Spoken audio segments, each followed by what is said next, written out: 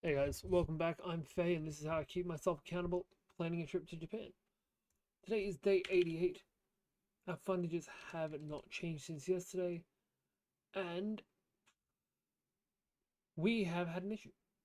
I have reached the end of Atlas Obscura that is still open. And I know that's not an issue for a lot of people, because Atlas Obscura is not all that you're looking through Japan for. But it has been a lot of this series. So we're just going to spend today going through the last couple of things, and then we're going to talk about a couple of bits and pieces that I've been looking into today.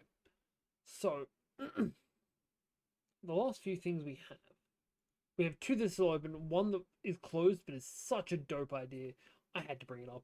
So the first thing we have is the grave of the Princess Centipede. Uh, I don't know who this princess is, but apparently when she was lay in her grave, it exploded. Basically, had a swarm of centipedes and snakes just climbing out of it. I'm not saying she's a witch, but that either seems like a witch or whatever clan that Shino belonged to in Naruto. Definitely one of those two things. Apparently, it's because somebody in the 9th century killed a giant centipede with a bow. It is what it is. Second thing is the site of the Golden Dragon Spring, which is no longer a spring anymore. It is literally just these pavers. I want to know why they paved it. Like, did it run dry and they paved it, or did they pave over the top of a spring? Because if they just paved over the top of a spring, what the fuck, Japan? I mean, honestly. Um, but yeah, it was one of the five great springs in Japan. Now there's only three left. The other one that is no longer a thing is also right near here, because apparently they took out two with one stone. The place that shut down, and I know that this seems like it should have been it, but no, it's Persona 2. Basically, they renovated this entire uh, giant bank in the old residential district, not residential, financial district, and turned it into a farm. And if you know me, you'll know that my favorite aesthetic is nature taking back modern environments. I can't remember the word for what I'm thinking of, but like when you see old trucks that have rusted over and plants are now growing over the top of it, I fucking love that shit. I love that so much. But that's all we have left for Atlas Obscura Japan. Everything past this is permanently closed. I went through 44 pages of this stuff, and then a couple that have closed as well.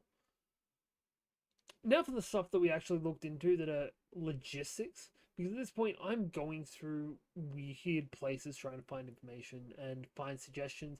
I'm going through Reddit, I'm going through Skyscanner, I'm going through everything I can. My wife suggested something for me to look through earlier, but I can't remember what it is off the top of my head because ADHD is a bitch. So, I was going through itineraries and people started talking about amount of time for daylight. And I realized, hey, that's something I haven't even taken into account. So that's the amount of sunlight we have around the time period we're going to be. We are getting to the point where the days are starting to shrink. We're going to get about 11:45 a day. 11 hours and 45 minutes of sunlight per day. Which is disappointing because there's a lot we want to do and not a lot of time to do it. Though that's also not including twilight, which is about another 50 to an hour. If we were going in June, July, that would be a lot longer. That would be dope. But those times suck. The other thing I've been looking into is I decided to check in on flights. Now, being from New South Wales, usually our obvious choice is to fly out of Sydney. Flying out of Sydney gives you two options though. You can either, sorry, three options. Three options. You can either spend a buttload of money and get there at an okay time. you can spend a lot less money and get there at midnight, sometimes like 3 in the morning, or you can have a 12 to 14 hour stopover in another country, or sometimes in Cairns, none of which are great options. The flip side is you can go to Brisbane. So usually from around here, we're looking at probably like a $70 flight to get to Brisbane, which isn't going to be too bad, especially considering how much we're spending on flights in general.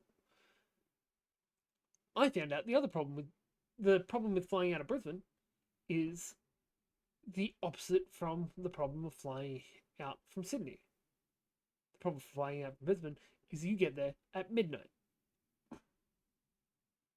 And that sucks because the best flight out from the best, cheapest, and fastest flights are all the same flight. And you can get there at 5:40 or you can get there at midnight. But either way, that's kind of a day waste. I don't even know what times you're allowed to check in Japan because there are different things for different places. I actually, now that I think about it, I don't even know if this is a transferred time. It says all times are local, but it also says it's only a 9-hour flight. So that's also different time. Let's just ignore the fact that I've fucked up the math. But yeah, this is honestly, this is probably the way we're going to go. Fly up to Brisbane, maybe spend the night there, then fly home. And that is return. $653 a person return is amazing. But we started looking back into the logistics. Look at us go. That's going to be it for tonight. If you can think of any better options to trying to fly out, let me know. But hey, I've been Faye. You've been awesome, and I'll see you all tomorrow.